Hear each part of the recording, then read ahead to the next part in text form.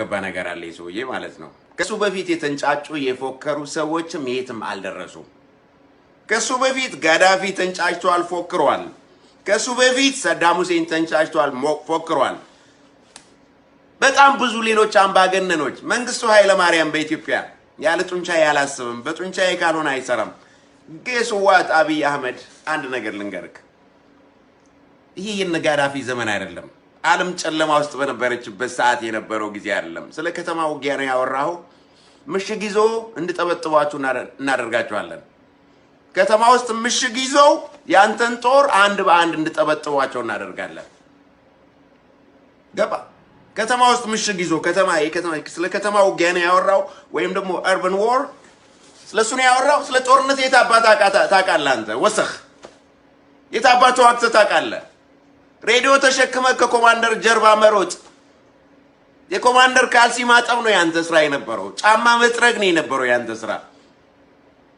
የከማል ገልቹን ጫማ ማሰር ነበር ያንተ ስራ ስለ ጦርነት የታባታ ታቃለህ ጦርነትን አንተን ጀግና የሚያደርግ የምትለብሰው ልብስ መሰለ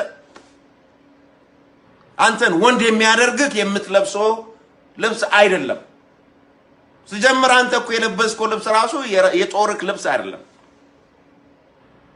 ባገይቷ ፕሮባብሊ የዩኒፎርም ህግ ይኖራል የወታደር ዩኒፎርም ህግ ይኖራል ያንን ዲሲፕሊን ሳታከብር የራስህን ጦር ዩኒፎርም እና ራንክ ሳታደርግ ወይም ደግሞ በሲቪሊያን ስትራክቸር ውስጥ ባገይቷ ህገ መንግስት የተደነገገ ልብስ ሳትለብስ አንተ ጀግና ነኝ ትላለህ እንዴ ጀግንነት እኮ ኦሬዲ የቱ ጋር እንዳጠረ ልንገርክ at a level of discipline በዲሲፕሊን ደረጃ ጀግንነት የለም ዲሲፕሊን የሌለው ወታደር ተዋክቶ ማሸነፍ አይችልም that's why you need to understand የፈለከውን ነገር ለብሰህ አትወጣም የፈለከውን ነገር በፈለከው አቅጣጫ አትሄድም የፈለከውን መንገድ አትመራም ጥሩ በጣም ደስ የሚለው ነገር ማለት ነው የኢትዮጵያ ጦር በእንደዚህ አይነት ደንዝ መመራቱ ለተዋጊ ኃይልም ሆነ ለማንኛውም በትግል ዘርፍ ላይ ተሰማርቶ ላለው ኢትዮጵያዊ ትልቅ ማሸነፍ ነው ትልቅ ማሸነፍ ትልቅ ድል ነው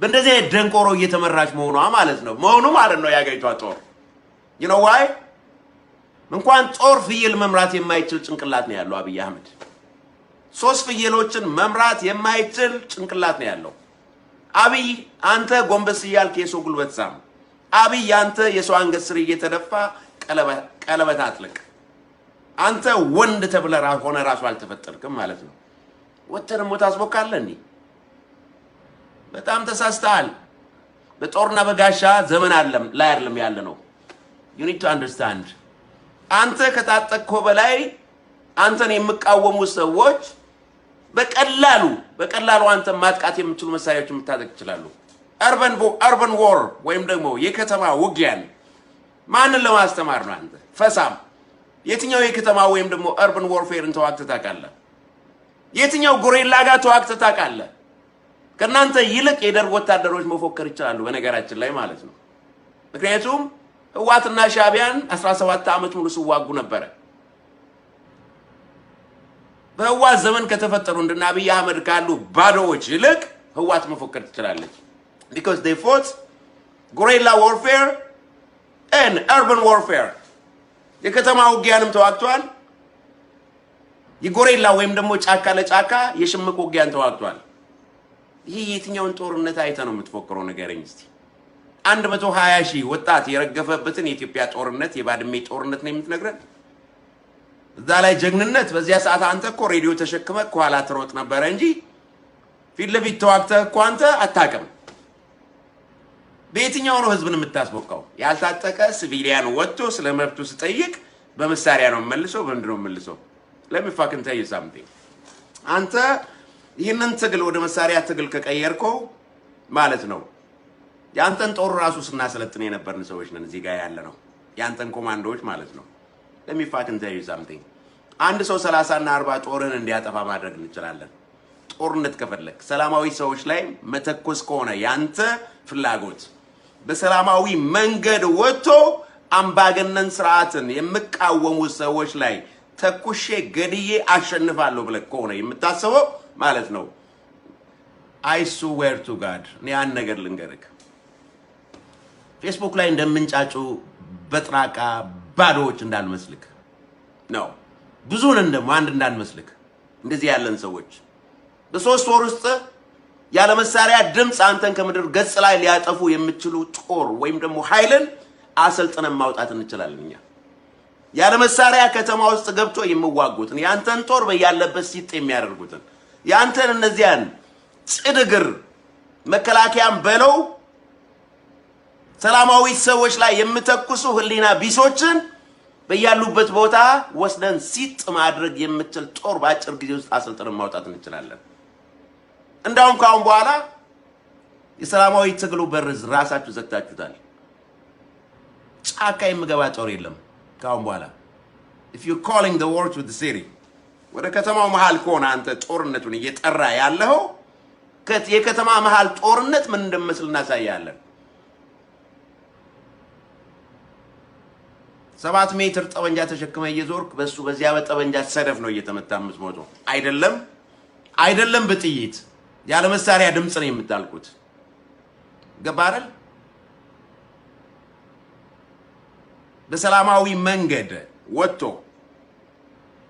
ስለ መብት የምንዋገተውን ዜጋ አትግደ የመጀመሪያው የፖለቲካ ሳይንቲስቱ ጆሃር መሐመድ ሊፈታ ይገባል የሚል አቋም አለኝ።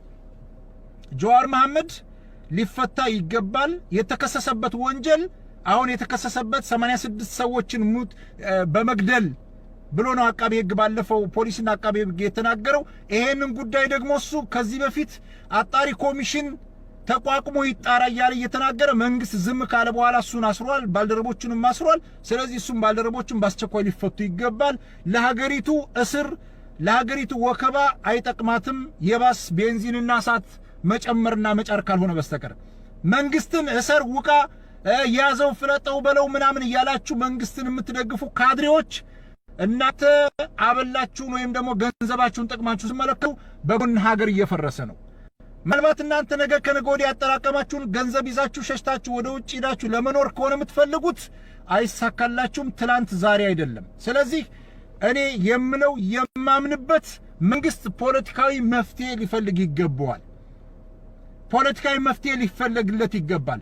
ጆዋር እንዲታሰር እስከ ዛሬ ድረስ ግፊት ሲያደርጉ የነበሩ እነማን እንደሆኑ በግልጽ የሚታወቅ ነገር ነው። ስለዚህ አሁንም የተከሰሰበትን ጉዳይ ቀደም ሲል 86 ሰዎች በመሞታ እንደሞቱ ሰሞን የተለያዩ ሙስሊምና ኦሮሞ ጠል የሆኑ አካላቶች ሲወነጅሉት ነበር። ያን ወንጀል አስመልክቶ እሱ ምላሽ ሰጥቷል።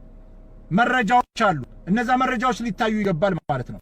እዚህ ላይ አማራ ስለሆንክ ኦሮሞ ስለሆንክ ምናምን አይደለም። እኔ ኦሮሞ አይደለሁም፣ ይሄ ኦሮሞ አይደለም፣ ግን ለሐቅ ዘብ መቆም መቻል አለብን። ስለዚህ ሀገሪቱ ውስጥ ያለው የፖለቲካ ምህዳር ዛሬ ጆዋር መሐመድ የምትሳደብ ዛሬ ጆዋር መሐመድ የምታንቋሽሽ ከባለስልጣኖች ጀምሮ ትናንትና እሱ በነደፈው ስትራቴጂ ታግሎ ነው እዚህ ስልጣን ላይ ያመጣችሁ። ዛሬ የምትናገሩትም እንደፈለክ የምትቀባጥረው ድርጅቶችም ተሰባስበ ወላማን በለው ፖለቲካ ፓርቲ ተቋቁመ ዛሬ እንድትል የተደረከው አንዱ ጆዋር መሐመድ በከፈለው መስዋዕትነት ነው። ሊካድ አይገባም። ማን ላይ ሆነሽ ማንን ታሚያለሽ የሚባለው ነገር ተረት በእናንተ ያየን ነው ማለት ነው። ትናንትና የፖለቲካ ምህዳሩ እንዲሰፋ ታግሎ የፖለቲካ አስተሳሰቡን አራምዶ እሱ በነደፈው ስትራቴጂ መሰረት ለውጥ ከመጣ በኋላ እንደገና መልሶ እሱ ወንጀለኛ ለማድረግ መጣጣር ሀገሪቱን የባሰ እርስ በርስ ውስጥ ከመክተት ሌላ እንትን ሊል አይችልም ማለት ነው። ስለዚህ በአስቸኳይ ጆዋር መሐመድ ሊፈታ ይገባል የሚል ጽኑ አቋም አለኝ ማለት ነው። መፈታት አለበት ብየስልም እንዲሁ ዝም ብሎ ህግ መጠየቅ የለበትም ማለት አይደለም። ህግ መጠየቅ ካለበት በአግባቡ መረጃዎችን አጠናቅሮ በዚህ ጉዳይ ልትከሰስ ይገባል ተብሎ በፍርድ ቤት ህጋዊ እንትን ነው። ጠበቃው ሲናገር ሰምተናል። ጠበቆቹ ሳያዩ ጭምር ነው ፍርድ ቤት የቀበያለው ማለት ነው። በቀለ ገርባም ሆነ ሐምዛ ቦረናም ሆነ ሌሎች የታሰሩት ማለት ነው። ማንም ሰው ከህግ በላይ ይሁን ማለት አይደለም። ማንም ሰው ህግ በታች ነው መሆን ያለበት። ነገር ግን ህጉ እየተተገበረ ያለው እንዴት ነው? ትናንትና ህዋትን ስንወስ የነበረው 27 ዓመት የተሰራ ቆሻሻ ሲባል የነበረለት አመካከትና አስተሳሰብ ዛሬ ለምጣቱ ምልክቶች እየታዩ ነው። ይሄንን ሐቅ ስለሆነ እናገባለሁ ማለት ነው።